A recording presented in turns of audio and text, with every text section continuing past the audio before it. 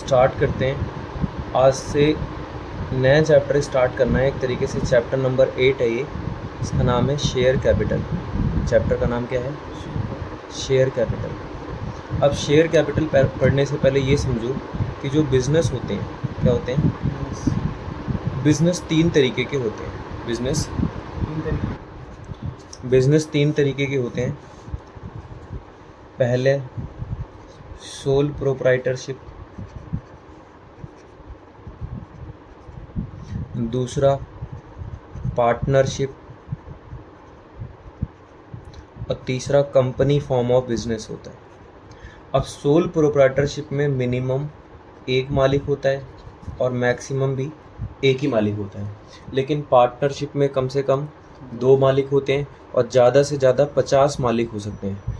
Company के अंदर मालिक की ऐसी कोई लिमिट नहीं होती है, कम से कम तो 7 मालिक होते हैं, लेकिन मैक्सिमम अनलिमिटेड मालिक हो सकते हैं, अनलिमिटेड मेंबर्स हो सकते हैं, अनलिमिटेड ऑनर्स हो सकते हैं। ये इन तीनों बिजनेस की अलग अलग बातचीत है। अब जैसे सोल प्रोप्राइटरशिप है, कोई बंदा अकेला बिजनेस करेगा तो कितना पैसा लगा सकता है, एक अकेले बंदे के पास कितनी स्किल्स हो सकती हैं। तो यहाँ से इसकी जो लिमिटेशन थी, इसकी जो कमियाँ थी, वो पार्टनरशिप से पूरी हो गई। यहाँ पर 2 से लेकर 50 लोग आ गए तो पैसा भी ज़्यादा आएगा और मैनेजिंग स्किल्स भी ज़्यादा आ जाएंगी। लेकिन जब तुम्हें पूरी दुनिया में बिजनेस करना हो तो बेटे 50 लोग थोड़ी ना दुनिया चला सकते हैं, फिर तो बहुत सारे लोग चाहिए, बहुत सारा पैसा चाहिए। तो उसके लिए कंपनी फॉर्म ऑफ बिजनेस बनाए। ठीक है। एक ना इनमें एक और बेसिक डिफरेंस होता है, वो होता है लायबिलिटी का। सोल प्रोप्राइटरशिप में लायबिलिटी लिमिटेड होती है। कैसी होती है? अनलिमिटेड होती है। अनलिमिटेड पार्टनरशिप की लायबिलिटी भी अनलिमिटेड होती है, लेकिन कंपनी की लायबिलिटी लिमिटेड होती है। भैया मैं लिमिटेड और अनलिमिटेड लायबिलिटी का मतलब समझा नहीं। बेटे जैसे मान लो कोई मिस्टर ए है, इसने एक बिजनेस स्टार्ट किया। क्या स्टार्ट किया? बिजनेस। और बिजनेस स्टार्ट करने के लिए बैंक से लोन ले लिया। बैंक से मान लो 10 लाख का लोन ले लिया बैंक से। अच्छा, अब क्या हुआ, 4-5 साल हो गए लोन लेते हुए, ये बंदा क्या कर रहा है, इसको लॉसेस होते जा रहे हैं, लॉसेस होते जा रहे हैं। अब ए का जो बिजनेस है वो इंसॉल्वेंट हो गया। बिजनेस की सारी एसेट बेचने के बाद सिर्फ 2 लाख रुपए रिकवर हुए। लोन कितना लिया था? 10 लाख का। और पूरे बिजनेस की एसेट बेचने के बाद कितने रिकवर हुए? 2 लाख रुपए। लेकिन बैंक का लोन तो अभी भी 8 लाख बाकी है, तो बैंक पहले इससे 2 लाख लेगा बिजनेस से। फिर ए बोलेगा देखो भाई 8 लाख तुम्हारे डूब गए क्योंकि हमारा बिजनेस तो इंसॉल्वेंट हो गया। वो बोलेगा अब बताऊँ भाई इंसॉल्वेंट हो गया, अपना घर बेचो, अपने घर की प्रॉपर्टी बेचो। आरिवसन में केस करेंगे इसके ऊपर। ये लायबिलिटी सिर्फ बिजनेस तक लिमिटेड नहीं है, एक एक घर तक जाएगी। कहाँ तक जाएगी? एक एक। और ए को देयर आर चांसेस, ए को ये लोन देने के लिए किसी ने गारंटी दी हो तो वो गारंटर भी पकड़ा जाएगा। हरिवासन में लायबिलिटी सिर्फ बिजनेस तक लिमिटेड नहीं है, इसके घर तक जाएगी, इसके घर की पर्सनल प्रॉपर्टी को बेचा जाएगा और उसके बाद लायबिलिटी भरी जाएगी। तो यहाँ लायबिलिटी सिर्फ बिजनेस तक है या घर तक जा रही है? घर तक। तो लिमिटेड थोड़ी है, फिर ये अनलिमिटेड हो गई। पार्टनरशिप में भी लायबिलिटी क्या होती है? अनलिमिटेड होती है। लेकिन कंपनी में लायबिलिटी क्या होती है? लिमिटेड होती है। कंपनी की लायबिलिटी लिमिटेड होती है, मतलब जो पैसा शेयर होल्डर ने कंपनी में लगा रखा है सिर्फ उतना ही डूबेगा, उससे एक भी रुपया ज़्यादा डूबने वाला नहीं है। समझ में आई अनलिमिटेड लायबिलिटी का मतलब क्या है? खैर बेटे ये तो 3 तरीके के बिजनेस हो गए। हमें बातचीत करनी है कंपनी फॉर्म ऑफ बिजनेस की। किसकी बातचीत करनी है? अब भैया ये कंपनी फॉर्म ऑफ बिजनेस में क्या होता है? कंपनी फॉर्म ऑफ बिजनेस की अगर हम बात करते हैं तो मैं सबसे पहले यहाँ पे लिखता हूँ company.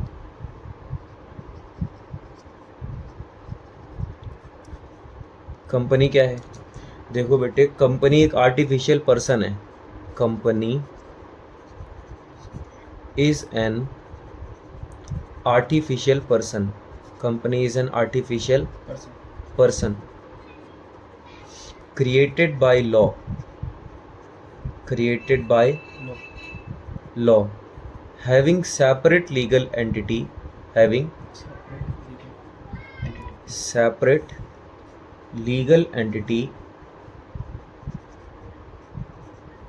with a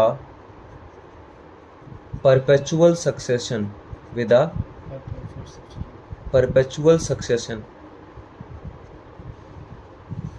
and a common seal ये तो खैर कंपनी की डेफिनेशन की बात हो गई। किसकी बात हो गई? कंपनी की बातचीत हो रही थी। अब भैया कंपनी क्या है, देखो मैंने बताया कि भाई company is an artificial person. पर भैया ये आर्टिफिशियल पर्सन क्या होता है? देखो बेटे, पर्सन होते हैं 3 तरीके के। पर्सन होते हैं 3 तरीके। एक होते हैं नेचुरल, एक होते हैं आर्टिफिशियल, और एक होते हैं रिप्रेजेंटेटिव। नेचुरल पर्सन वो होते हैं जिनको भगवान बनाता है, और आर्टिफिशियल पर्सन वो होते हैं जिनको इंसान बनाता है ना।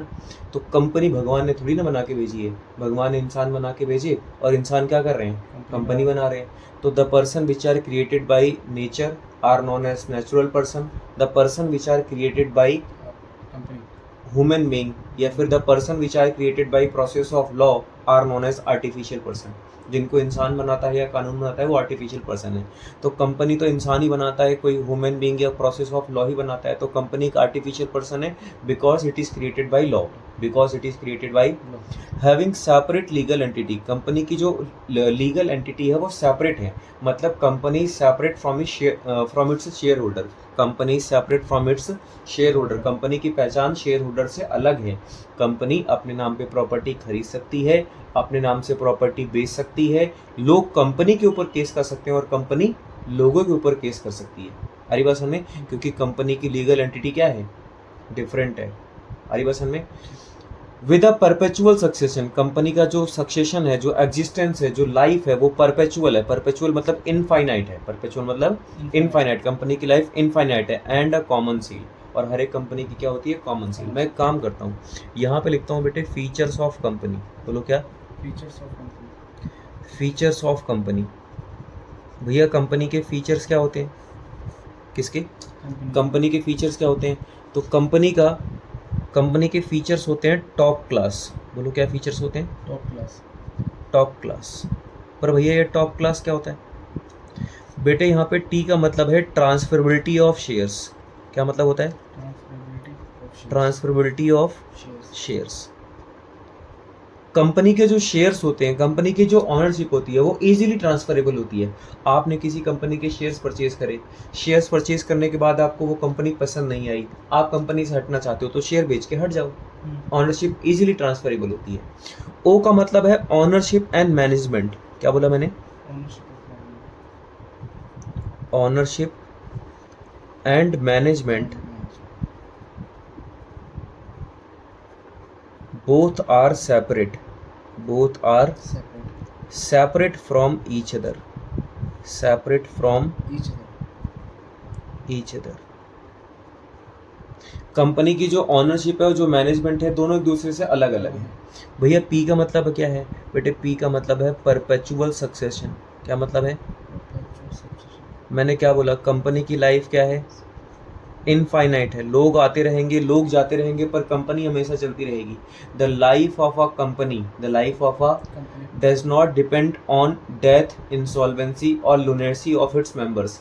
कंपनी के शेयर होल्डर्स अगर मर जाएं, कंपनी के शेयर होल्डर्स अगर इंसॉल्वेंट हो जाएं, कंपनी के शेयर होल्डर्स अगर पगला भी जाएं, पागल भी हो जाएं, तब भी कंपनी के ऊपर कोई फर्क पड़ने वाला नहीं है, क्योंकि कंपनी का एग्जिस्टेंस, कंपनी की लाइफ परपेचुअल है। परपेचुअल मतलब इनफाइनाइट है। परपेचुअल मतलब इनफाइनाइट है। उसके बाद सी का मतलब क्या है बेटे? सी का मतलब है कॉमन सील। सी का मतलब क्या है? Common seal. भैया ये कॉमन सील क्या होती है? कंपनी एक नेचुरल पर्सन है कि आर्टिफिशियल? क्या आर्टिफिशियल पर्सन साइन कर सकता है? कोई कंपनी खुद साइन कर सकती है? नहीं। तो कंपनी साइन कर पाए इसलिए हमने कंपनी को एक लीगल टूल दिया है। कंपनी साइन कर पाए इसलिए हमने कंपनी को एक लीगल टूल दिया। उसी लीगल टूल का नाम क्या है? कॉमन सील, है ना। उसी लीगल टूल का नाम क्या है? एल का मतलब है लिमिटेड लायबिलिटी। कंपनी में लायबिलिटी लिमिटेड होती है कि अनलिमिटेड? लिमिटेड होती है। ए का मतलब है आर्टिफिशियल पर्सन। कैसा पर्सन? कंपनी नेचुरल पर्सन है कि आर्टिफिशियल पर्सन है? Company is an artificial person because it is created by law, because it is created by. S का मतलब है सेपरेट लीगल एंटिटी। क्या? Separate legal entity. कंपनी की पहचान शेयर होल्डर से अलग है। कंपनी लोगों के ऊपर केस कर सकती है, लोग कंपनी के ऊपर केस कर सकते हैं, कंपनी अपने नाम पे प्रॉपर्टी खरीद सकती है, अपने नाम से प्रॉपर्टी बेच सकती है, क्योंकि कंपनी की पहचान शेयर होल्डर से अलग है और इन बातों से शेयर होल्डर के ऊपर कोई फर्क पड़ने वाला। और एट लास्ट है इसका एक फीचर है, उसे बोलते हैं शेयर कैपिटल। क्या बोलते हैं? Share capital. बाकी सब तो तुम बुक से करना, मैं यहाँ पर कॉमन सील की डेफिनेशन लिखवा देता हूँ। किसकी? कॉमन सी मैंने क्या बताया, कंपनी एक नेचुरल पर्सन है कि आर्टिफिशियल? आर्टिफिशियल तो मैं यहाँ पे लिख देता हूँ as we know company is an is an artificial person. Company is an artificial person artificial person, so it cannot sign its documents, it cannot sign its documents sign its documents as a natural person, as a natural person natural person. As we know company is an artificial person, so it cannot sign its documents as a natural person. Company अपने documents को एक natural person के रूप में sign नहीं कर सकती. Therefore, क्या बोला मैंने? Therefore it has been provided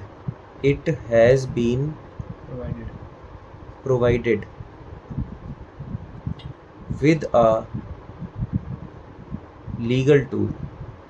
Therefore it has been provided with a legal tool which is popularly known as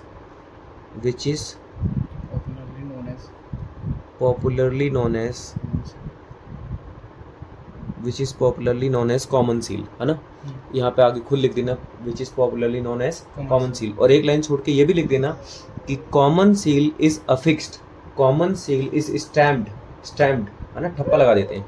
Common seal is affixed on all the important documents of the company. Company के जितने भी important documents होते हैं सब में common seal का ठप्पा लग जाता है, सब में ठप्पा लगा देते हैं कॉमन सील का. डन. ये तो खैर बात हो गई कंपनी क्या है और कंपनी के फीचर्स क्या हैं, कंपनी क्या है और कंपनी के फीचर्स. अब मैं अगली बात करता हूँ कि जो भी कंपनी होती है, जो भी क्या होती है, ये कंपनी छोड़ो, कोई भी बिजनेस होता है तो उस बिजनेस को, उस कंपनी को कहीं ना कहीं से तो पैसा इकट्ठा करना पड़ेगा. तो किसी भी बिजनेस के पास पैसे इकट्ठा करने के दो ही सोर्सेस हैं. क्या बोला मैंने? किसी भी बिजनेस के पास पैसे इकट्ठा करने के कितने सोर्सेस हैं? दो ही सोर्सेस हैं. या तो वो पैसा मालिक से लिया जाएगा या फिर वो पैसा बाहर वालों से लिया जाएगा. कोई भी कंपनी या तो पैसा किससे लेगी? मालिक से लेगी, या फिर पैसा किससे लेगी? बाहर वालों से लेगी. तो मैंने यहाँ पर हेडिंग डाल दी sources of funds. Sources of funds मतलब पैसा, है ना, ऑफ अ कंपनी. एक कंपनी के सोर्सेस ऑफ फंड्स क्या क्या हैं? तो भैया कंपनी के छोड़ो, किसी भी बिजनेस के सोर्सेस ऑफ फंड्स दो ही हैं. पहला है ऑनर्स फंड. बोलो कौन सा फंड? Owner's fund. और दूसरा है बोरोड फंड. ऑनर्स फंड और बोलो.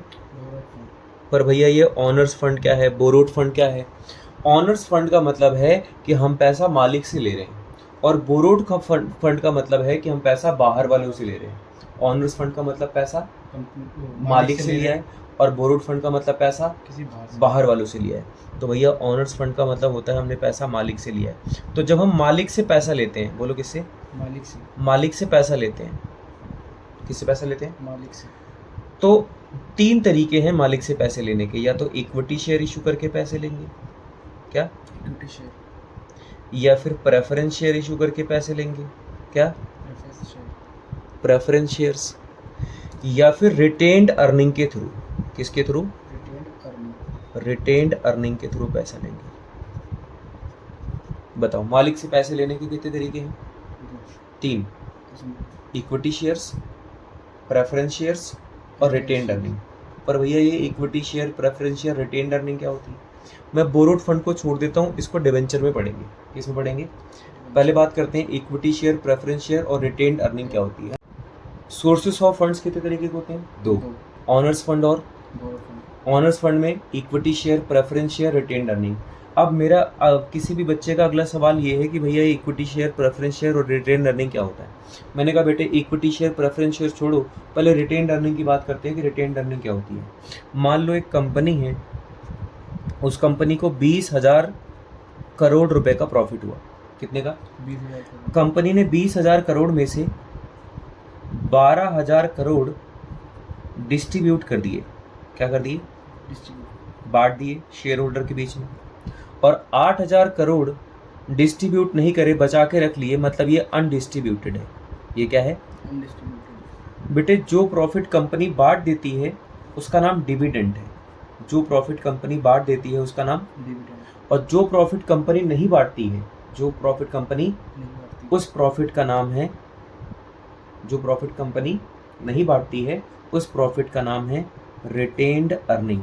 बोलो क्या नाम है? रिटेन्ड अर्निंग बांट दिया तो, डिविडेंड और नहीं बांटा तो retained retained earning, retained earning earning. अच्छा एक बात बताओ, ये जो 20,000 करोड़ का प्रॉफिट हुआ सारा देना किसको चाहिए? मालिक को। किसको देना चाहिए? मालिक को। पर अगर कंपनी मालिक को नहीं देती है, बचा कर रख लेती है, फिर भी ये पैसा तो मालिक का ही है, हाँ जी इसीलिए ऑनर्स फंड में आ रहा है। इसलिए कहाँ पर आ रहा है? ओनर्स क्योंकि एक तरीके से लिया तो मालिक से ही है। तो रिटेन्ड अर्निंग ऑनर्स फंड में आता है क्योंकि ये मालिक का ही पैसा है ना। और रिटेन्ड अर्निंग का मतलब है एक तरीके से रिजर्व, एक तरीके से रिजर्व। अनडिस्ट्रीब्यूटेड प्रॉफिट को रिटेन्ड अर्निंग बोलते हैं। ठीक है भैया, रिटेन्ड अर्निंग तो बात समझ में आ गई, पर इक्विटी शेयर क्या है, प्रेफरेंस शेयर क्या है? इक्विटी शेयर क्या है? और मैंने कहा इक्विटी शेयर प्रेफरेंस शेयर क्या है वो बाद में समझते हैं, पहले ये समझो कि शेयर क्या है। जैसे मान लो कोई कंपनी है, कोई क्या है, कंपनी, उस कंपनी को मान लो 10,000 करोड़ रुपए चाहिए। कितने रुपए चाहिए? 10,000 करोड़। इतना पैसा कोई एक बंदा दे पाएगा? नहीं भैया या तो उसके पास होगा, नहीं होगा वो तब भी नहीं देगा, क्योंकि फिर अगर उसने सारा पैसा यहीं दे दिया तो उसका जीना मरना इसी बात पर डिपेंड रहेगा कंपनी प्रॉफिट होकर कर रही है कि लॉस कर रही है। तो इसलिए कोई बंदा इतना पैसा देगा नहीं। तो कंपनी क्या करती है, मान लो एक कंपनी की 10,000 करोड़ की, 10,000 करोड़ की कैपिटल है। कंपनी अपनी पूरी कैपिटल को, कंपनी अपनी पूरी कैपिटल पूरी कैपिटल को बहुत सारे छोटे छोटे पार्ट्स में डिवाइड करती है। कंपनी अपनी पूरी कैपिटल को बहुत सारे छोटे छोटे पार्ट्स में डिवाइड करती है। कंपनी अपनी टोटल कैपिटल को बहुत सारे छोटे छोटे पार्ट्स में डिवाइड करती है। और बेटे हर एक छोटे पार्ट का नाम है शेयर। मान लो मैंने इसको 10 रुपए से डिवाइड कर दिया, तो मैंने कंपनी की टोटल कैपिटल के, कंपनी की टोटल कैपिटल के 1,000 करोड़ टुकड़े कर दिए। और एक टुकड़ा कितने का है? 10 रुपए का। बोलो एक टुकड़ा कितने का है? 10 डिवाइड कितने किया मैंने? 10 से। तो एक टुकड़ा कितने का है? 10 रुपए। ये मान लो एक टुकड़ा है 10 रुपए का। कितने रुपए का? 10 इसी एक टुकड़े का नाम शेयर है। और कंपनी की कैपिटल को कैपिटल ना बोल के शेयर कैपिटल बोलते हैं। क्या बोलते हैं? Share capital. क्यों भैया? कंपनी की कैपिटल क्या स्पेशल है इसको जो शेयर कैपिटल बोलते हैं? शेयर कैपिटल इसलिए बोलते हैं क्योंकि ये पैसा कोई एक बंदा दे रहा है कि कई सारे लोग मिलकर दे रहे हैं? कई सारे लोग मिलकर दे रहे हैं, कॉन्ट्री करके दे रहे हैं, शेयर करके दे रहे हैं। दैट्स वाई कैपिटल नहीं, शेयर कैपिटल। और शेयर क्या है? Share is a part of, share is a part of share capital. Share is a part of share capital. तो मैं यहाँ पे लिख देता हूँ कि share is a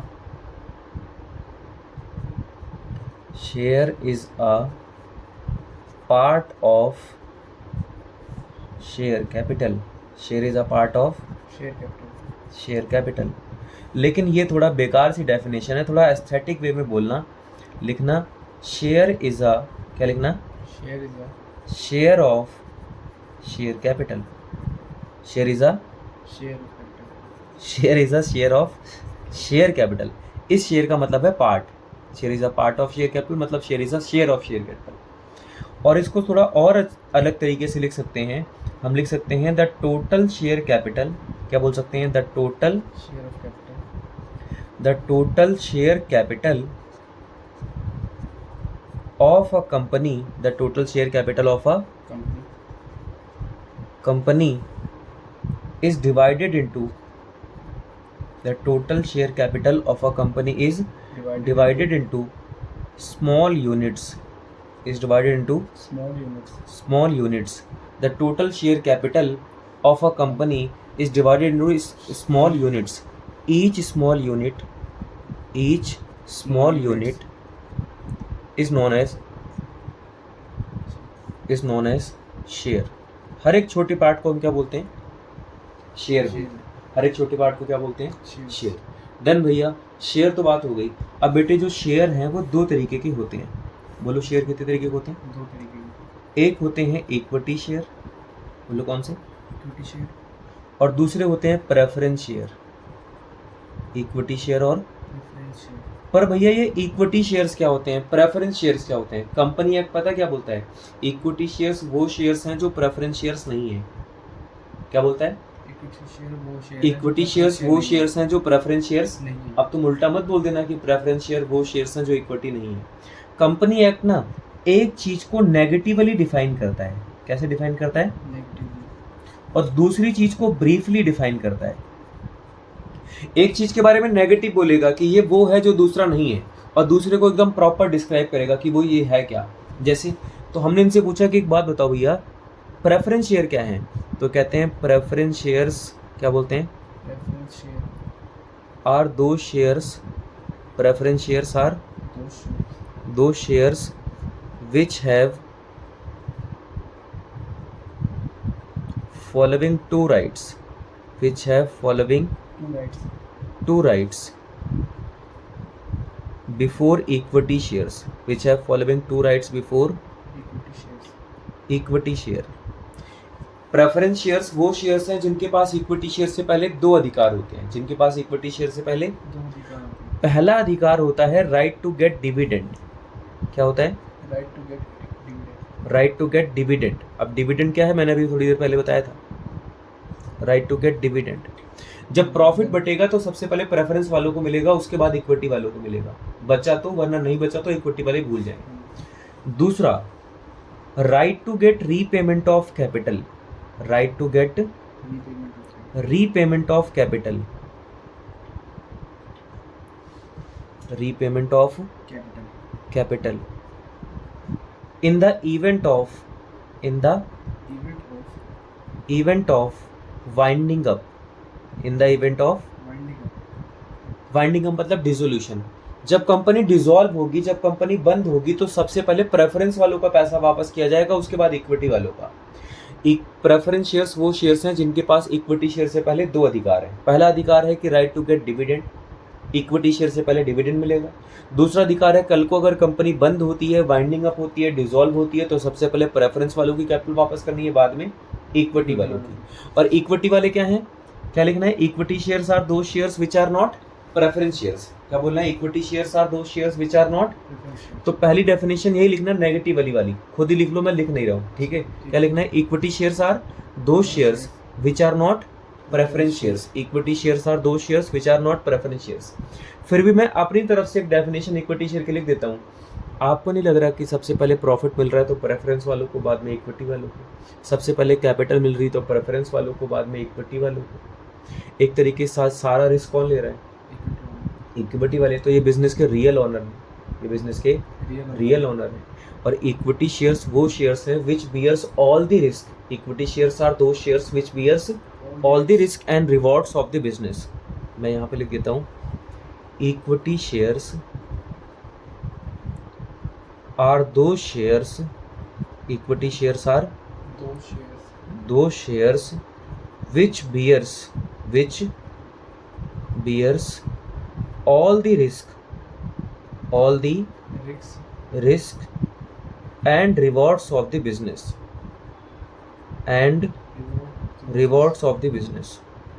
all the risk and reward of the।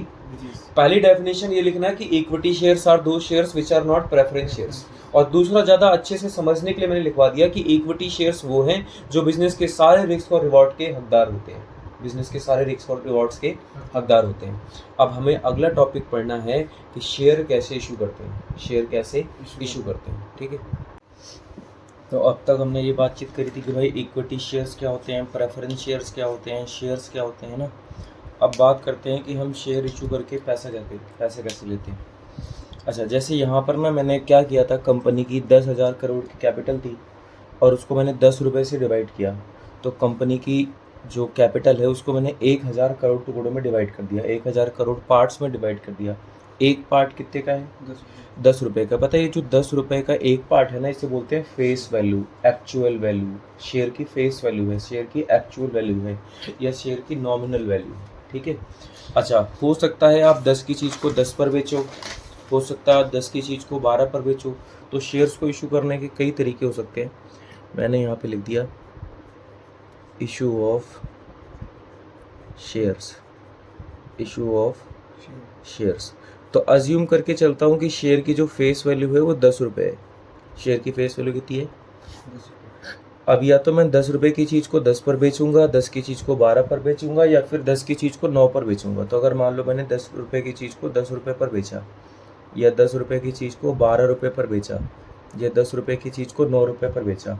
अगर मैंने 10 की चीज़ को 10 पर बेचा, इसे बोलते हैं issue of share at par. क्या बोलते हैं? Issue of share at par. At par. At par का मतलब हो गया कि इस सिचुएशन में फेस वैल्यू और इशू प्राइस मतलब जितने पर सेल कर रहे हैं दोनों बराबर होंगे। फेस वैल्यू, इशू प्राइस दोनों बराबर है। अगर मैंने 10 की चीज़ को 12 पर बेचा तो इसे बोलते हैं issue of share eight premium. Issue of share at premium. इस सिचुएशन में क्या होता है, इशू प्राइस फेस वैल्यू से ज़्यादा होता है। जितने पर बेचा वो फेस वैल्यू से, एक्चुअल वैल्यू से ज़्यादा रहेगा। और अगर मैंने 10 की चीज़ को 9 पर बेचा, इससे बोलते हैं issue of share at discount. क्या बोलते हैं? Issue of share at discount. ठीक है। इस सिचुएशन में क्या होता है कि हमने जो इशू प्राइस है शेयर का वो फेस वैल्यू से कम है, या यूँ कहें कि फेस वैल्यू ज़्यादा है और बिका कम पर है, बिका कम पर है। तो खैर शेयर्स को इशू करने के 3 तरीके हैं, एट पार, एट प्रीमियम और एट डिस्काउंट। लेकिन एक बात ध्यान रखनी है, shares can not be issued at discount. क्या बोला मैंने? Shares can not be issued, shares can not be issued at discount. Shares can not be sold at discount. Shares को डिस्काउंट पर सेल नहीं कर सकते, डिस्काउंट पर इशू नहीं कर सकते।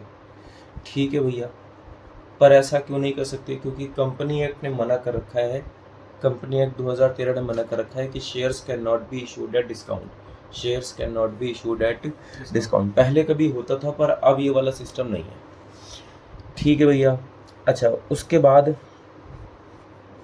मैंने फिर से यहाँ पे लिख दिया issue of shares. Issue of share. ये बताओ हम शेयर्स इशू क्यों करते हैं? भैया हम शेयर इशू करते हैं क्योंकि हमें पैसा चाहिए, क्योंकि कंपनी को पैसा चाहिए, इसलिए कंपनी शेयर इशू करती है। लेकिन कंपनी उन पैसों का क्या करेगी जो शेयर इशू करने के बाद आते हैं? कंपनी उन पैसों का क्या करेगी जो शेयर इशू करने के मतलब करना क्या है इन पैसों का? तो भैया कंपनी मशीन खरीदेगी, कंपनी ज़मीन खरीदेगी, कंपनी फर्नीचर खरीदेगी, स्टॉक खरीदेगी, है ना। मतलब पैसा आएगा और उसके बाद हम उससे शेयर और डिबेंचर मतलब शेयर, स्टॉक, फर्नीचर ये सब खरीदेंगे। अगर कोई बंदा ऐसा ही मिल जाए जो हमें सीधा स्टॉक दे दे तो हम उसको भी तो शेयर दे सकते हैं। कोई बंदा ऐसा मिल जाए जो सीधा सीधा हमें ज़मीन दे रहा है तो उसको भी हम शेयर्स दे सकते हैं। तो शेयर्स को या तो तुम पैसों के लिए इशू करोगे या फिर एसेट्स के लिए, या तो पैसों के लिए या फिर। तो शेयर्स को इशू करने के 2 तरीके हैं। इशू ऑफ शेयर्स, पहला तरीका है for cash, issue of shares for cash, और दूसरा तरीका है issue of shares for consideration other than cash. क्या लिखा मैंने? For consideration other than cash. Consideration other than cash. Issue of shares for cash और दूसरा है issue of shares for consideration other than cash. Issue of shares for consideration other than cash. अच्छा, issue of shares for cash में क्या होता है भैया? Issue of shares for cash का मतलब होता है हमारे पास पैसा आ रहा है, तो या तो पैसा सारा एक साथ आ जाएगा या फिर पैसा किस्तों पर आएगा, या तो सारा पैसा एक साथ आ जाएगा या फिर पैसा किस्तों पर आएगा। तो फॉर कैश में भी 2 सिचुएशन हो गई। पहला तरीका हो गया कि सारा पैसा एक साथ आ रहा है, उसे बोलते हैं ऑन लमसम बेसिस। क्या बोलते हैं? On lump sum basis. और अगर किस्तों पर आया तो उसे बोलते हैं issue of shares for cash on instalment basis. On instalment basis. पर भैया ये लमसम बेसिस क्या होता है, इंस्टॉलमेंट बेसिस क्या होता है? लमसम बेसिस का मतलब सारा पैसा एक साथ आ रहा है, और इंस्टॉलमेंट बेसिस का मतलब हो गया सारा पैसा एक साथ नहीं आ रहा, किस्तों पर आ रहा है। सारा पैसा एक साथ नहीं आ रहा, किस्तों पर आ रहा है। तो भैया अगर सारा पैसा एक साथ आ गया, अगर सारा पैसा एक साथ आ गया, लमसम बेसिस पे आ गया, issue of shares for cash on lump sum basis. जैसे मान लो 10 रुपये का शेयर है, कितने का? अगर उसको तुमने 10 पर बेच दिया, मतलब तुरंत सारे के सारे 10 रुपये एक साथ ले लिए, तो वो लमसम बेसिस है। अगर 10 रुपये का शेयर है और कभी तुम 3 रुपये मंगवा रहे हो, तो कभी 4, तो कभी 2, तो कभी 1, तो यहाँ पैसा एक बार में आ रहा है, कई बार में आ रहा है? कई बार में आ रहा है, किस्तों पर आ रहा है, इसको बोलते हैं इंस्टॉलमेंट बेसिस। अगर पैसा कई बार में आए तो इंस्टॉलमेंट बेसिस, पैसा एक बार में आ जाए तो लमसम बेसिस, है ना। लमसम बेसिस का मतलब सारा पैसा एक साथ आ रहा है, लमसम बेसिस का मतलब सारा पैसा एक साथ आ रहा है। डन भैया, ये तो बात हो गई issue of shares for cash for consideration other than cash. अब बात करते हैं issue of shares on lump sum basis की। इशू ऑफ शेयर्स ऑन जब सारा पैसा एक साथ आ जाता है।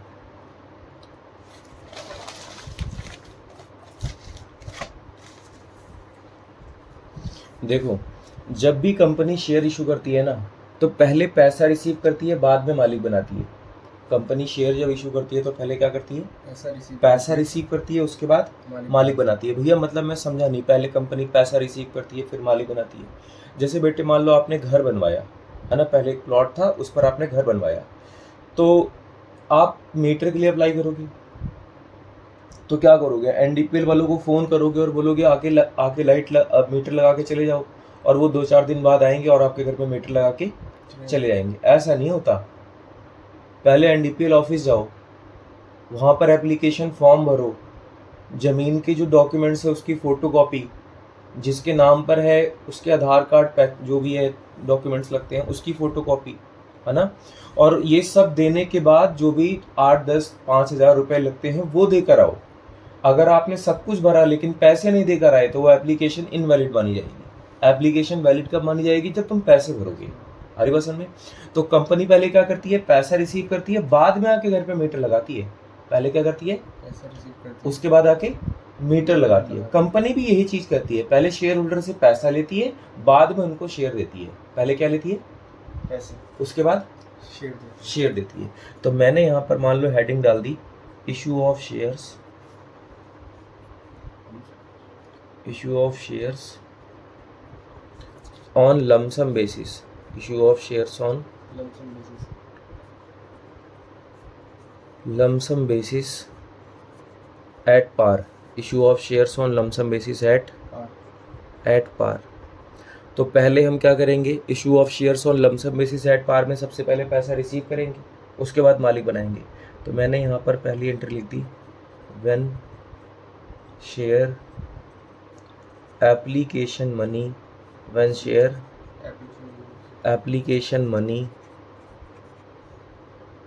Received, when share application money received. उसके बाद हम मालिक बनाएंगे। तो अगली एंट्री होगी when share application money, when share application money due, when share application money, या कई लोग बोलते हैं when shares allotted, when shares allotted to applicants, when shares allotted to applicants। हमने एप्लीकेंट्स को क्या कर दिया, शेयर्स अलॉट कर दिए। भैया ये बताओ, जब हमें एप्लीकेशन मनी रिसीव होगी तो हम क्या एंट्री करेंगे।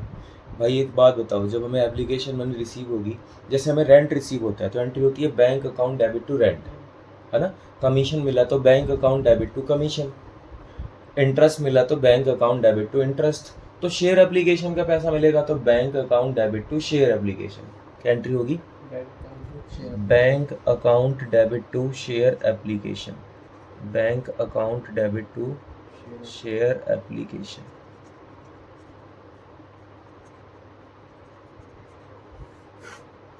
ठीक है। अगर हमें एप्लीकेशन मनी रिसीव होती है तो हम एंट्री करेंगे bank account debit to share application. भैया जब हम शेयर एप्लीकेशन मनी ड्यू करेंगे तब क्या एंट्री करेंगे, शेयर एप्लीकेशन मनी ड्यू करने की एंट्री होगी शेयर एप्लीकेशन अकाउंट डेबिट, बोलो क्या एंट्री होगी, share application account debit to share capital, share application account debit to share capital, है ना। मान लो 10 रुपये आए और फिर हमने 10 रुपये का मालिक बना दिया। पर कोई कोई बच्चा कहता है कि भैया मुझे ना ये वाली बात समझ नहीं आई कि पहले पैसा आया बाद में मालिक बनाया। तो मैंने कहा फिर तुम्हें कौन सी बात समझ में आती है। वो कहता है भैया इससे बढ़िया तो 11वीं क्लास थी। मैंने कहा 11वीं क्लास कैसे, कहता वहाँ पर ऐसा होता था कि एक ही बार में पैसा आता था, एक ही बार में मालिक बना देते थे। मैंने कैसे, देखो भैया जैसे मान लो 11वीं क्लास में मालिक पैसा लगाता था तो हम सीधे एंट्री करते थे कैश अकाउंट डेबिट या bank account debit to capital account, सीधा मालिक बन गया। इवन पार्टनरशिप में भी यही होता था कि अगर मालिक बिजनेस में, पार्टनर बिजनेस में पैसा लगाता था तो वहाँ भी एंट्री होती थी bank account debit to partner capital account या cash account debit to partner capital account. तो मैंने कहा यहाँ भी तो वही हो रही है। नहीं ना भैया, यहाँ पहले रिसीव कर रहे हैं बाद में मालिक बना रहे हैं। तो मैंने कहा यहाँ अगर कैसा हो तो मानोगे कि यहाँ भी वैसे ही हो रहा है। कहता है मेरे हिसाब से सीधा एंट्री करनी चाहिए यहाँ पर bank account debit to share capital. क्या एंट्री करनी चाहिए? Bank account debit to share capital, सीधा एंट्री कर दो। कोई ड्यू मत करो, कोई रिसीव मत करो, जो रिसीव करते ही मालिक बना दो। मैंने कहा देखो भाई, मैंने पहले एंट्री रिसीव करने की करी, तो मैंने एंट्री करी bank account debit to share application. क्या एंट्री करी? Bank account debit to share application. बाद में मालिक बना दिया, तो मालिक बनाने की एंट्री मैंने कर दी share application account debit to share capital. Share application account debit to share capital. अगर तुम थोड़ा सा दिमाग लगाओ कि मैंने यहाँ पर एप्लीकेशन को क्रेडिट किया है ना, और यहाँ पर एप्लीकेशन को, तो ये डेबिट से क्रेडिट, एप्लीकेशन से एप्लीकेशन क्या हो गई? कैंसिल हो गई, कट गई। तो डेबिट में कौन बचा? Bank account. और क्रेडिट में कौन बचा? Share capital. एंट्री वही बन रही है bank account debit to share capital, पर 2 बार में करना है। एक बार रिसीव करना है, एक बार मालिक बनाना है, एक बार में नहीं करना है ना। अल्टीमेटली एंट्री वही बनेगी। ठीक है, अब मैं एक काम करता हूँ, एक इसके ऊपर एक क्वेश्चन करते हैं तो शायद हमें थोड़ी ज़्यादा बात समझ में आए। तो मान लो मैंने यहाँ पे लिख दिया कि कंपनी का नाम कुछ भी लिख देते हैं, मान लो युगल limited issued 20,000 shares of ₹50 each at par, of ₹50 each at par। और क्वेश्चन कह रहा है कि the entire amount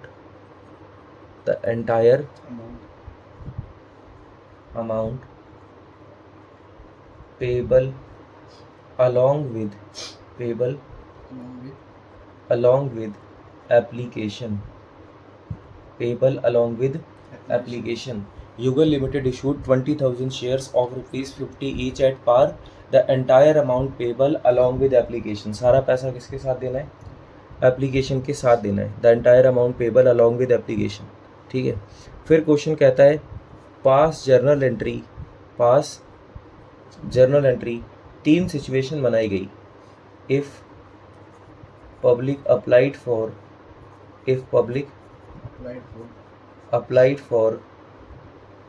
20,000 शेयर्स, 20,000। दूसरा केस बनाया गया इफ पब्लिक अप्लाइड फॉर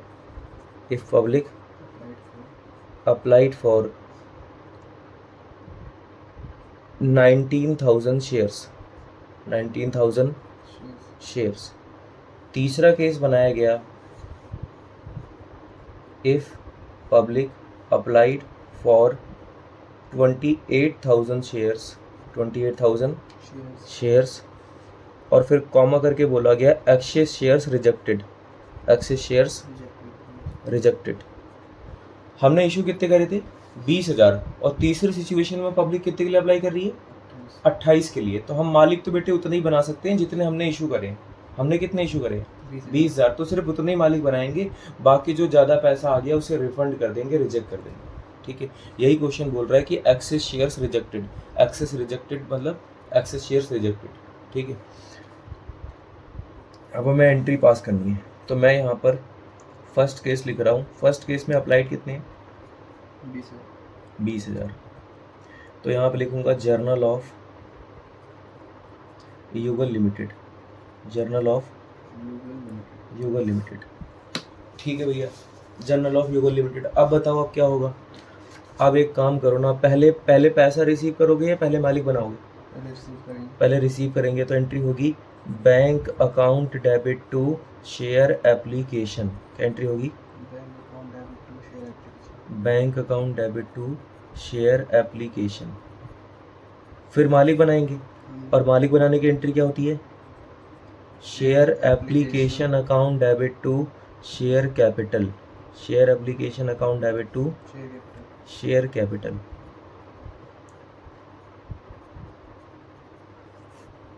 कितने शेयर्स के लिए पब्लिक ने अप्लाई किया है? 20,000, है ना। एक शेयर कितने का है? 50 का। तो भैया 20,000 इंटू में 50 करना भाई, पहले 4 जीरो यहाँ के, 1 जीरो यहाँ के, 5 जीरो लिख दो, 1 2 3 4 5। अब 5 दूनी 10, मतलब 10 लाख रुपए आ गए। कितने आ गए? 10 लाख। और आप 10 लाख को मालिक बना दो। ठीक है, ये पहला केस था कि पब्लिक अगर 20,000 के लिए अप्लाई करे तो क्या दूसरा वाला तुम खुद नहीं कर सकते? सेम एंट्री करना, bank account debit to share application account debit to share capital. लेकिन दूसरे वाले में 19,000 के लिए पब्लिक अप्लाई कर रही है, तो 20,000 इंटू में 50 नहीं, 19,000 इंटू में 50 करना। तो 19 पंचे 95, 9,50,000, 9,50,000, 9,50,000, 9,50,000। सेम एंट्री 9,50,000 से कर देना। अगर मान लो मैं ये सेकंड वाला यहाँ पर करूँ तो पहली एंट्री करूँगा बैंक अकाउंट डेबिट, ये सेकंड वाला कर रहा हूँ मैं, bank account debit to share application, bank account debit to, share application और फिर मालिक बनाऊंगा तो share application account debit to share capital, share application account debit to share capital. बस अमाउंट कैसे लिखूंगा? 19,000 इंटू में 50, यानी कि 9,50,000, 9,50,000, 9,50,000 और 9,50,000। डन। अब भैया बताओ इसके बाद क्या होगा? इसके बाद आते हैं थर्ड वाले पे। कौन से वाले पे? थर्ड वाले पे। थर्ड वाले में क्या है? थर्ड वाले में पहले तुम बताओ अप्लाइड शेयर कितने हैं? भैया थर्ड वाले में अप्लाइड शेयर 28,000 है। तुम इसमें से मालिक किसको बनाओगे? 20,000 को, जितने तुमने इशू करे। बाकी किसको रिजेक्ट कर दोगे? 8,000 को वापस कर दोगे। 8,000 को जितने इशू करे हैं मैक्सिमम उतने ही मालिक बनाने हैं, बाकी पैसे वापस, बाकी पैसे रिफंड। ठीक है भैया, बाकी पैसे हम रिफंड कर देंगे। अच्छा, पहले हमारे पास पैसा आएगा तो एंट्री होगी बैंक अकाउंट डेबिट, क्या एंट्री होगी? Bank account debit to share application account, bank account debit to, share application फिर मालिक बनाएंगे तो एंट्री होगी share application account debit share capital to share capital, और जिन्हें वापस कर देंगे टू बैंक। क्यों भैया वापस करने के लिए बैंक क्यों? अरे बेटे जब पैसा आया तो तुमने बैंक को डेबिट किया, तो पैसा जाएगा तो बैंक को क्रेडिट करोगे। अच्छा, पैसा कितने के हिसाब से आया? 28,000 इंटू में 50, 28,000 इंटू में 50, यानी कि 28 इंटू में 50 करोगे तो 14 लाख रुपए आ गए। कितने आ गए? 14 लाख रुपए आ गए। लेकिन 28 में से तुम मालिक किसको बनाओगे? 20 को, जितने तुमने इशू करे हैं। बाकी 8,000 क्या करना है? रिफंड, इंटू में 50। तो 28,000 इंटू में 50 करके 14 लाख रुपए आ रहे हैं। 20,000 इंटू में 50 करके 10 लाख को मालिक और 4 lakh refund, 4 lakh refund. Done. ये खैर पार वाला केस हो गया। कौन सा वाला? पार वाला।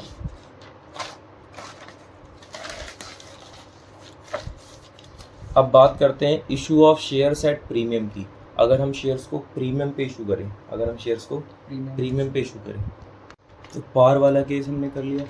अब आते हैं प्रीमियम वाले केस में। अगर हम शेयर्स को प्रीमियम पे इशू करते हैं तो प्रीमियम का मतलब होता है कि हम 10 की चीज़ को 12 पर बेच रहे हैं, 100 की चीज़ को 150 पर बेच रहे हैं, कुल मिला के ज़्यादा पर बेच रहे हैं, जितनी की चीज़ें उससे ज़्यादा पर बेच रहे हैं। तो मैंने यहाँ पर हेडिंग डाल दी issue of shares, issue of shares on lump sum basis, issue of shares on lump sum basis at premium, issue of shares on lump sum basis at premium, है ना। शेयर्स को हम किस पे इशू कर रहे हैं? लमसम बेसिस पे इशू कर रहे हैं, प्रीमियम पे, लमसम बेसिस पे इशू कर रहे हैं। भैया अगर हम शेयर्स को लमसम बेसिस पे प्रीमियम पे इशू करते हैं तो क्या एंट्री होगी? अगर हम शेयर्स को लमसम बेसिस पे इशू करते हैं, प्रीमियम पे इशू करते हैं तो क्या एंट्री होगी? भाई पहले पैसा आएगा या पहले मालिक बनाएंगे? पहले पैसा आएगा। तो मैंने यहाँ पे लिख दिया when share application money received, when share application money received, जब शेयर एप्लीकेशन मनी आ जाए। उसके बाद मालिक बनाएंगे when share application money due, when share application money due. अच्छा, कई बार जब शेयर होल्डर ज़्यादा शेयर्स के लिए अप्लाई करते हैं तो हमें पैसा रिफंड भी करना पड़ता है, वापस भी करना पड़ता है। तो मैंने यहाँ पे लिख दिया when share application money, when share application money application money refunded, when share application money refunded. हमने यहाँ पर शेयर एप्लीकेशन मनी रिफंड कर दी। भैया ये बताओ, जब हमें शेयर एप्लीकेशन मनी रिसीव होती है तो क्या एंट्री होती है? बताया तो था, bank account debit to share application. क्या एंट्री होती है? Bank account debit to share application share application, sorry share capital नहीं, शेयर एप्लीकेशन। अमाउंट कैसे भरेंगे? मान लो 10 रुपये की चीज़ को मैंने 12 पर बेचा, तो यहाँ पर 12 रुपये लिखने हैं। कितने लिखने हैं? 12 लिखने हैं। Bank account debit to share application 12 रुपये, 12 रुपये। इसके बाद क्या होगा? इसके बाद व्हेन एप्लीकेशन मनी ड्यू, है ना, एप्लीकेशन मनी ड्यू करने की एंट्री होगी share application account debit, share application account debit to share capital.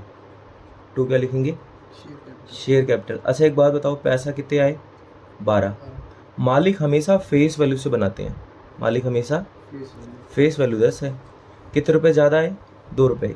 इस रुपये का नाम है सिक्योरिटी प्रीमियम। कितने रुपये ज़्यादा है? 2 रुपये। इसका नाम क्या है? Security premium. इसको सिक्योरिटी प्रीमियम के नाम से क्रेडिट कर दो। ये सिक्योरिटी प्रीमियम रिजर्व है, सिक्योरिटी प्रीमियम रिजर्व, ठीक है।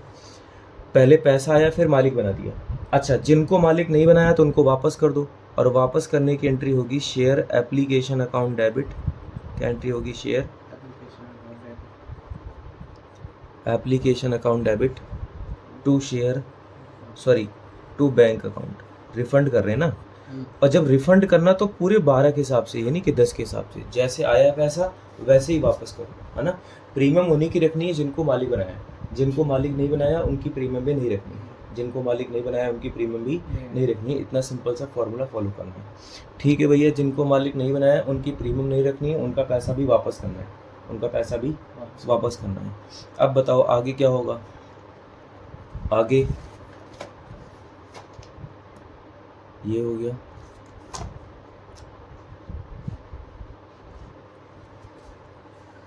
अब सीधा एक क्वेश्चन करते हैं, है ना।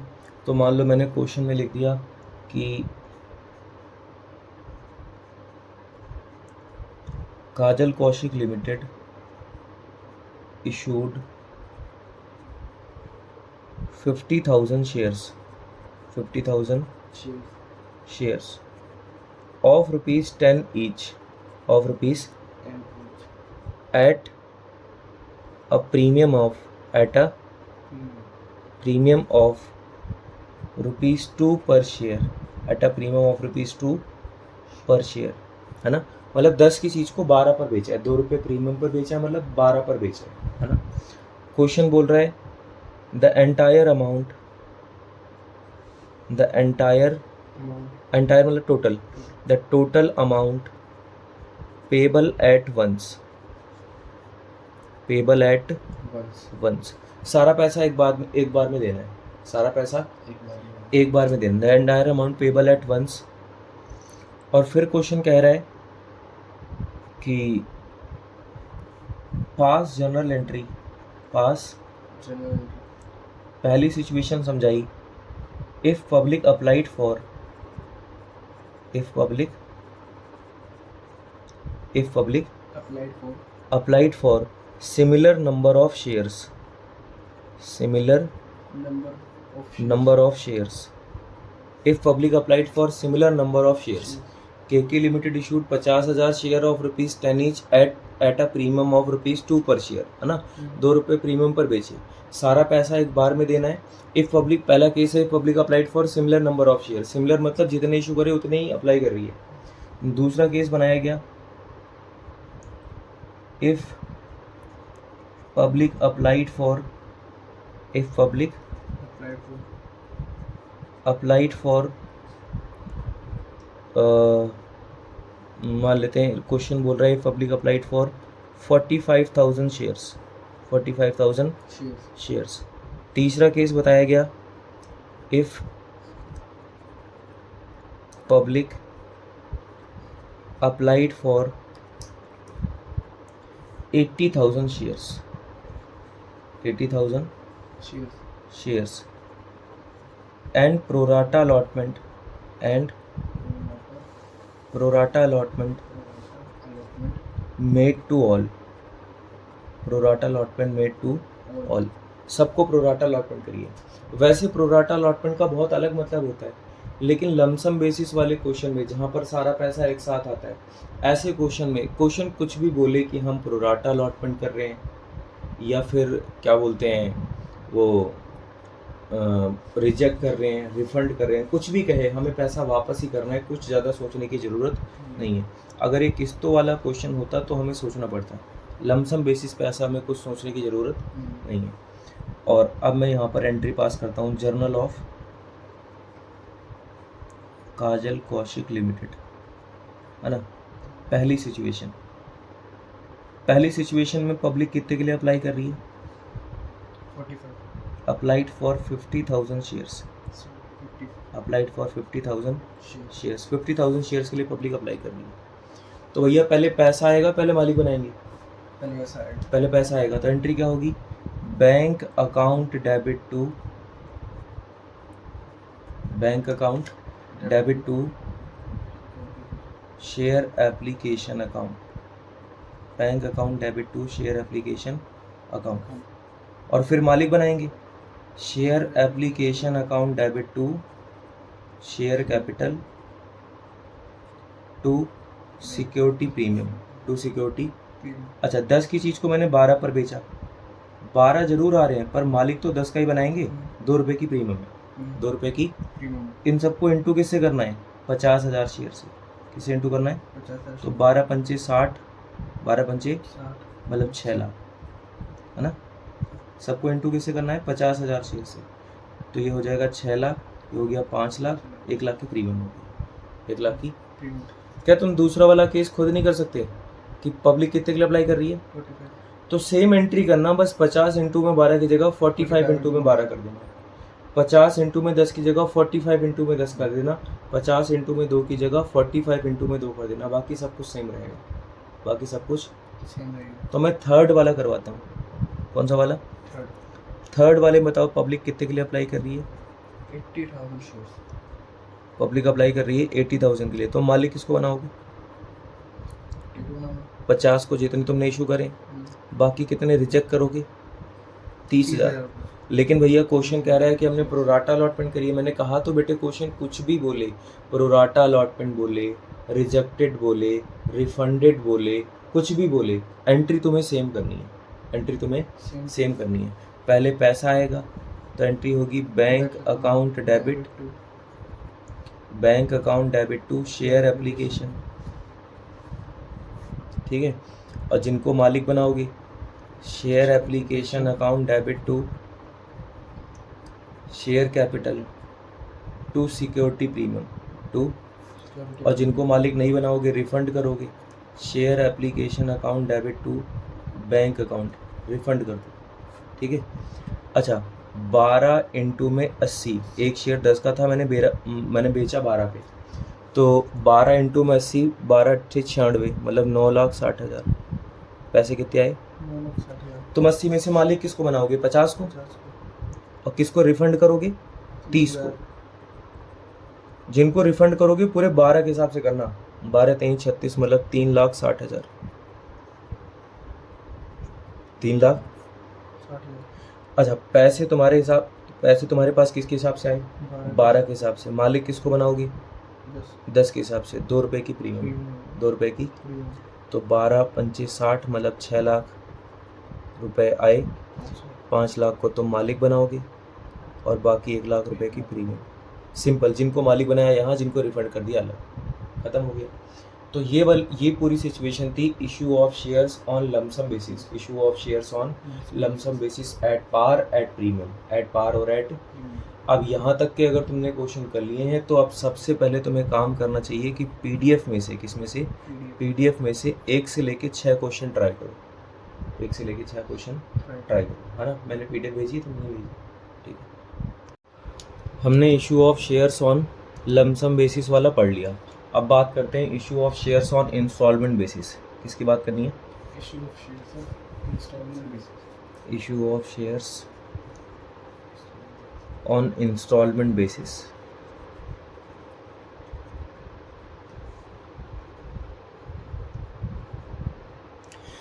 पर भैया ये इंस्टॉलमेंट बेसिस का मतलब क्या हुआ? जैसे मान लो 20 रुपये का शेयर है, कितने का? 20 रुपये। कभी हम 4 मंगवा रहे हैं, तो कभी 3, तो कभी 6, तो कभी 7, ऐसे करके पैसे मंगवा रहे हैं। पहले बताओ फर्स्ट इंस्टॉलमेंट कितने की है? 4 रुपये की। सेकंड इंस्टॉलमेंट कितने की है? 3 रुपये। 3 रुपये की। थर्ड इंस्टॉलमेंट कितने की है? 6 रुपये। 6 रुपये की। फोर्थ इंस्टॉलमेंट कितने की है? 7 रुपये। 7 रुपये की। जो फर्स्ट इंस्टॉलमेंट होती है इसका नाम है एप्लीकेशन मनी। क्या नाम है? Application money. Application money.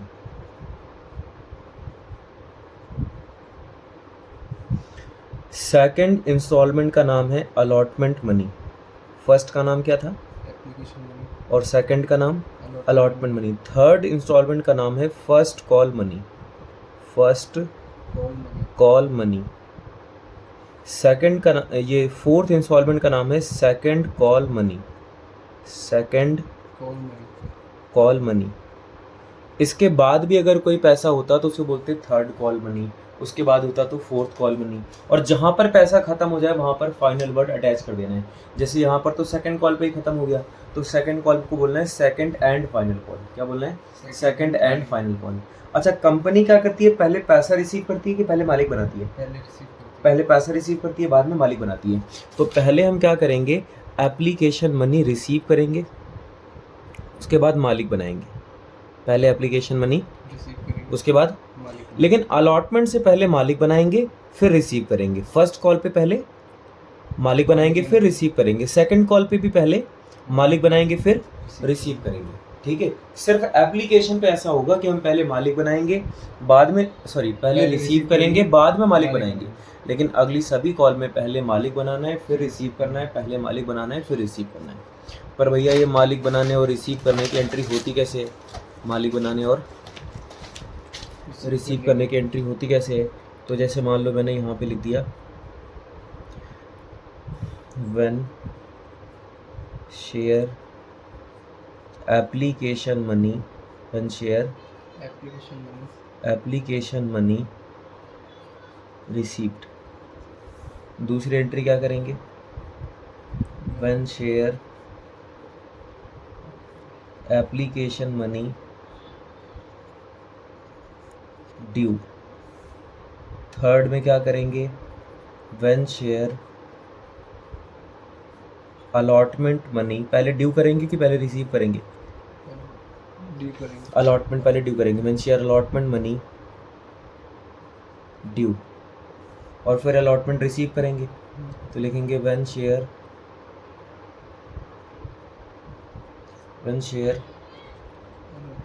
Allotment money received.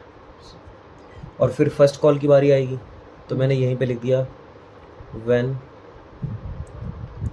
First call money, when first call money. पहले ड्यू की पहले रिसीव्ड? पहले ड्यू फिर रिसीव, है ना? When first call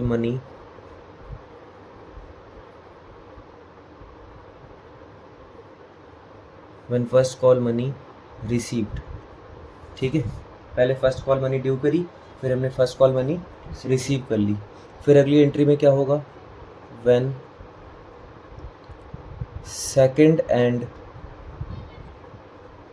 final call, second and due. और अगली में क्या होगा? When second and final call received. When second and final call received, है ना? Due received.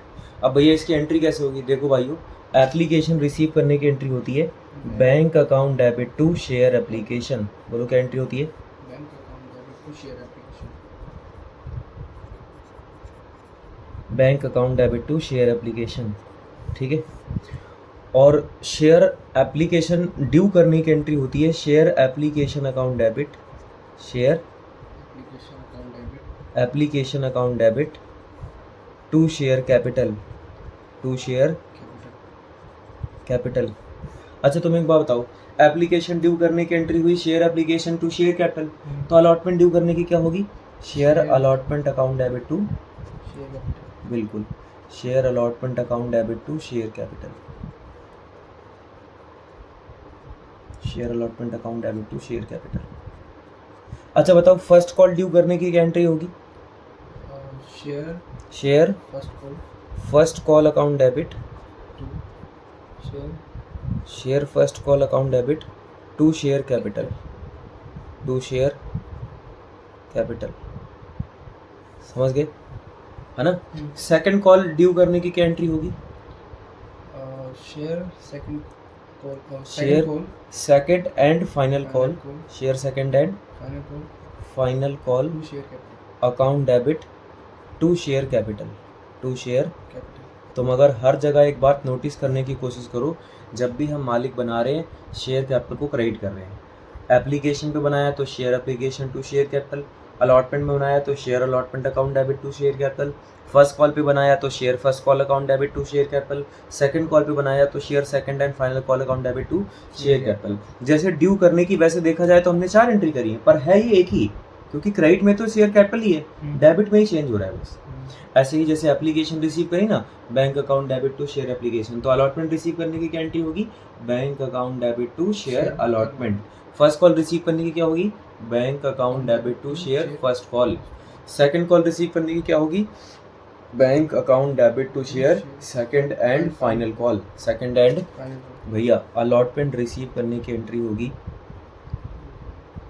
Bank account debit to share allotment account, bank account debit to share allotment account. ठीक है। First call receive करने की होगी bank account debit to share first call account. Second call receive करने की entry होगी bank account debit to share second and final call second and final call final call account. बात समझ में आती है। खैर ये तो एप्लीकेशन ड्यू करना रिसीव करना फलाना हो गया। अच्छा एक बात तुम ध्यान रखना कि जो हमने अभी तक क्वेश्चन करे थे ना, जो लमसम बेसिस वाले थे, हम एंट्री करते थे bank account debit to share application. जब सारा पैसा एक साथ आता है तो bank account debit to share application नहीं, bank account debit to share application and allotment account. और ड्यू करने की शेयर एप्लीकेशन अकाउंट डेबिट नहीं, share application allotment to share capital to security premium. मतलब जब सारा पैसा एक साथ आता है तो एप्लीकेशन अलॉटमेंट दोनों एक साथ हो जाती है। तो यहाँ पर जैसे मैंने लिखा ना bank account debit to share application, तो तुम क्या करोगे, bank account debit to share application and allotment account. और ड्यू करने की शेयर एप्लीकेशन अकाउंट डेबिट नहीं, share application and allotment account. मतलब एप्लीकेशन के साथ साथ एंड अलॉटमेंट भी लगा दो। सिंपल। ये कब करना है, जब सारा पैसा एक साथ आ रहा है, जब सारा पैसा।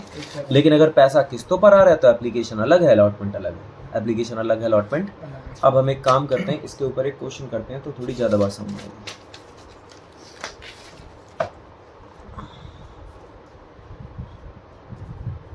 जैसे मान लो मैंने यहाँ पे क्वेश्चन लिख दिया और क्वेश्चन में है कि रिया limited issued 20,000 shares of ₹10 each at par of ₹10 each at। पैसा कुछ ऐसे मंगवा रखा है, कभी 2 रुपये, कभी 3 रुपये, कभी 2 रुपये, कभी 3 रुपये, है ना। क्वेश्चन बोल रहा है पास जर्नल एंट्री, पास और 3 केसेस बता दिए। If public applied for, if public applied for 20,000 share, 20,000। दूसरा केस बता दिया if public applied for 19,000 share, 19,000। तीसरा केस बता दिया if public applied for 25,000 shares, 25,000। और क्वेश्चन कह रहा है and excess shares and excess shares rejected and excess shares rejected. हमने जो ज़्यादा शेयर्स है उनको मना कर दिया, रिजेक्ट कर दिया। क्वेश्चन कह रहा है एंट्री पास करो। तो भाइयों मेरे पास 3 केसेस हो गए। कितने केसेस हो गए? 3 केसेस। मैं एक काम करता हूँ, एक एक करके एंट्री पास करता हूँ। तो पहले मैं यहाँ पे लिखूँगा जर्नल ऑफ बताओ रिया लिमिटेड, है ना, कंपनी का नाम लिखना। अच्छा, पहले एप्लीकेशन रिसीव करेंगे, उसके बाद मालिक बनाएंगे, फिर अलॉटमेंट पे पहले मालिक बनाएंगे, फिर रिसीव करेंगे। तुम बताओ एप्लीकेशन रिसीव करने की क्या एंट्री होगी? Bank account debit to share application account, bank account debit to share application account. मालिक बनाने की share application account debit to share capital account, share application account debit to share capital account. ठीक है। अच्छा, allotment due करने की क्या entry होगी? शेयर एप्लीकेशन ना share allotment account debit to share application share capital, share allotment account debit to share capital, है ना। और फिर रिसीव करने की क्या एंट्री होगी? Bank account debit to share allotment, bank account debit to share allotment, है ना। और फर्स्ट कॉल की क्या एंट्री होगी? Share first call account debit to share capital. पहले ड्यू करो फिर रिसीव करो। मैंने भी जो पीछे कॉन्सेप्ट लिखा है समझ लो, वही उतार रहा हूँ पूरा। और फिर फर्स्ट कॉल रिसीव करने की एंट्री क्या होगी? Bank account debit to share first call, bank account debit to share first call. जैसे फर्स्ट कॉल मंगवाने की एंट्री करी share first call account debit to share capital, तो सेकंड कॉल मंगवाने की क्या एंट्री करूंगा? Share second and yes share second and final call account debit, share second and final call account debit to share capital, to share capital. और receive करने की क्या entry करूंगा? Bank account debit to share, bank account debit to share second and final call, second and final call. एक बार सारी entry कर ली। अब इन सब में भरना है अमाउंट। तो अमाउंट कैसे भरेंगे बताओ? एप्लीकेशन कितने की है? 2 रुपये की। तो 2 रुपये इंटू में पहले केस में शेयर्स हैं 20,000, तो 2 रुपये इंटू में 20,000, ये हो जाएगा 40,000। कितना हो गया? और मालिक भी बना देना 40,000 को। ठीक है। सेकंड केस में 3 रुपये इंटू में 20,000 शेयर, यानी कि 60,000 शेयर्स, सॉरी 60,000 रुपये, है ना। फर्स्ट कॉल पे क्या करना है? 2 रुपये इंटू में फर्स्ट कॉल कितने की है? सॉरी 2 रुपये की फर्स्ट कॉल है और शेयर्स हैं 20,000, तो ये कितना हो जाएगा? 40,000 और 40,000, 40,000 और ऐसी फर्स्ट कॉल पे 40,000 रिसीव कर लेना, 40,000 और 40,000, है ना। सेकंड कॉल पे जब जाना तो सेकंड कॉल 3 रुपये की है, इंटू में नंबर ऑफ शेयर 20,000, मतलब 60,000 तुमने मंगवाए और 60,000 रुपये रिसीव हो गए। 60,000 मंगवाए और 60,000। तो क्या तुम दूसरा वाला खुद नहीं कर सकते? दूसरे वाले में क्या करना है? जहाँ पर मैंने 20,000 इंटू में 2 किया है, 20,000 इंटू में 3 किया है, वहाँ पर तुम 19,000 इंटू में 2, 19,000 इंटू में 3 करोगे, तो दूसरा वाला खुद कर लेना। मैं तीसरा वाला करवाता हूँ। कौन सा वाला? तीसरा। दूसरे वाले में क्या करना है? सब कुछ सेम रहेगा, बस जहाँ पर 20,000 इंटू में 3 है वहाँ 19,000 इंटू 3 होगा, जहाँ 20,000 इंटू में 2 है वहाँ 19,000 इंटू 2 होगा, जहाँ 20,000 इंटू में 3 है वहाँ 19,000 इंटू में 3 होगा। सिंपल सी बात ये है। अब मैं तीसरा वाला करवाता हूँ। तीसरे वाले में पब्लिक अप्लाई कितने के लिए कर रही है? 25 में से तुम उतने ही मालिक बनाना जितने तुमने इशू करे। तुमने कितने इशू करे? 20,000। तो सिर्फ 25 में से 20 को मालिक बनाना, बाकी पैसे रिफंड कर देना, रिजेक्ट कर देना। ठीक है। तो मैं अगले पेज पे करता हूँ, यहाँ पे थर्ड वाला केस। इसमें पब्लिक अप्लाई कितने के लिए कर रही है? 25,000 शेयर के लिए। तो मालिक किसको बनाओगे? 20,000 शेयर्स को। किसको रिफंड कर दोगे? 5,000 शेयर्स को रिफंड कर दोगे। ठीक है ना। अब क्या करना है भैया? अब पहले एप्लीकेशन रिसीव करो। एंट्री बताओ, bank account debit to share application account, bank account debit to share application account, है ना। और फिर मालिक बनाना तो लिखना share application account debit to share capital account, और जो पैसा रिफंड कर देना लिखना टू बैंक अकाउंट। भैया मैं समझा नहीं बेटे, तुम 25,000 इंटू में 2 रुपये, एप्लीकेशन 2 रुपये की है ना, लिख दो क्या यहाँ पे, 10 रुपये का शेयर था, तुमने 2-3 करके पैसे मंगवाए, तो 25,000 इंटू में 2 मतलब 50,000 रुपये आए। कितने आए? 50,000 भले ही पब्लिक 25,000 शेयर के लिए अप्लाई कर रही है, लेकिन तुम मालिक किसको बनाओगे? 20,000 20,000 को, और 5,000 शेयर्स को रिजेक्ट कर दोगे, इंटू कर दो सबको 2 से, तो 50,000 रुपये आ गए। 40,000 को तुमने मालिक बना दिया, बाकी 10,000 रिफंड कर दिए, बाकी 10,000। अब अलॉटमेंट, अच्छा अब सारी एंट्री 20,000 से करना, क्योंकि जब तुमने मालिक ही अब 20,000 को बनाया तो अगली सारी एंट्री 20,000 से करनी है, 20,000 शेयर से। तो अलॉटमेंट मंगवाने की एंट्री होगी भैया share allotment account debit, share allotment account debit to share capital share. अच्छा सेकंड वाला केस खुद करना, मतलब ये नहीं कि मैंने नहीं किया तो तुम भी नहीं कर रहे। Share allotment account debit to share capital. Allotment receive करने की क्या एंट्री होगी? Bank account debit to bank account debit to share allotment,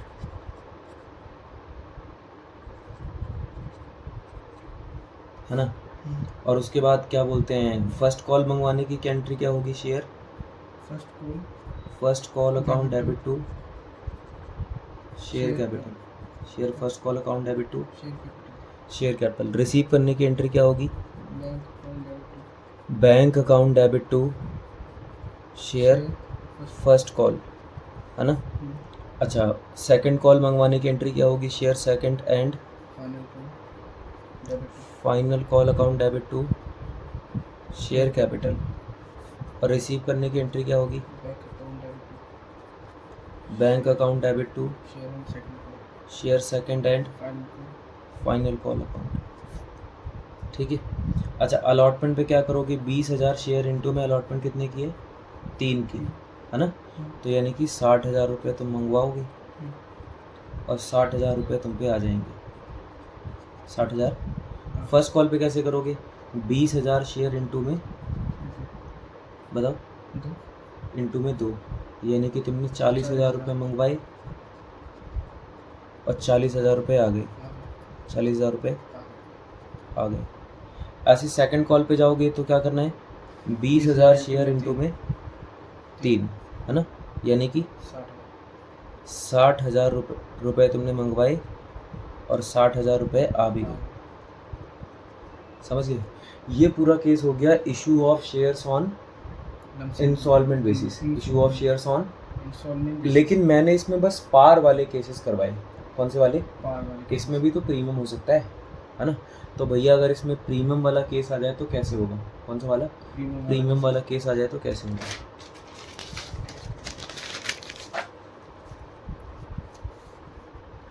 तो जैसे मान लेते हैं कि एक शेयर है 50 रुपये का, उस पर 20 रुपये की प्रीमियम है।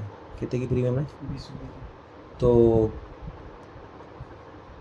पैसे मैंने कभी 10 मंगवाए, कभी 20 मंगवाए, कभी 30 मंगवाए, कभी 10 मंगवाए, है ना। इस 10 में 6 + 4 कैपिटल और प्रीमियम, इस 20 में 15 + 5 कैपिटल और प्रीमियम, कैपिटल और इसमें भी मान लेते हैं 6 + 4 कैपिटल और प्रीमियम। अच्छा 4 रुपये की प्रीमियम यहाँ है, 5 रुपये की यहाँ है और 4 रुपये की यहाँ है, 13 रुपये हो गए। तो मतलब यहाँ पर 23 + 7 कैपिटल और प्रीमियम। हर जगह प्रीमियम है, हर जगह। पहले तुम एक बात बताओ, अलॉटमेंट एप्लीकेशन पहले रिसीव करते हैं कि पहले मालिक बनाते हैं?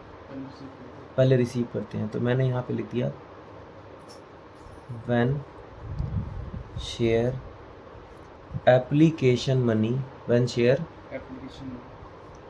Application money received.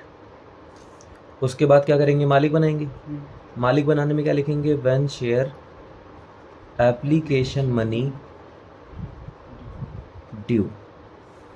फिर फर्स्ट कॉल मंगवाएंगे तो लिखेंगे when share first call money, when share first call money due, है ना।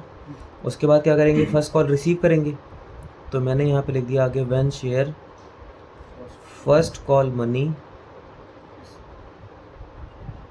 Received, when share first call money. फिर ऐसे ही सेकंड कॉल, अरे नहीं ना, गलती कर दी मैंने, एप्लीकेशन ड्यू करी। अब यहाँ में शेयर फर्स्ट कॉल नहीं, शेयर अलॉटमेंट होना चाहिए था, है ना। शेयर फर्स्ट कॉल नहीं, शेयर अलॉटमेंट होना चाहिए था। अच्छा बताओ, जब एप्लीकेशन रिसीव करेंगे तो क्या एंट्री करेंगे, bank account debit to share application, bank account debit to, कितने रुपए आएंगे, 10, कितने आएंगे। जब मालिक बनाओगे तो लिखना शेयर एप्लीकेशन अकाउंट डेबिट, जितने को मालिक बना दिया उसमें लिखना टू शेयर कैपिटल टू, और जो सिक्योरिटी प्रीमियम है उसके लिखना to security premium, to security. 10 रुपये आ रहे हैं पर मालिक 6 की है, कैपिटल 6 की है और प्रीमियम 4 की है, प्रीमियम। इसी तरीके से जब अलॉटमेंट मंगवाओगे तो क्या एंट्री करोगे, share allotment account debit, share allotment account to share capital, share allotment account debit to share allotment account to share capital. चलो हटाओ इसको, अगले में करेंगे इसको ना।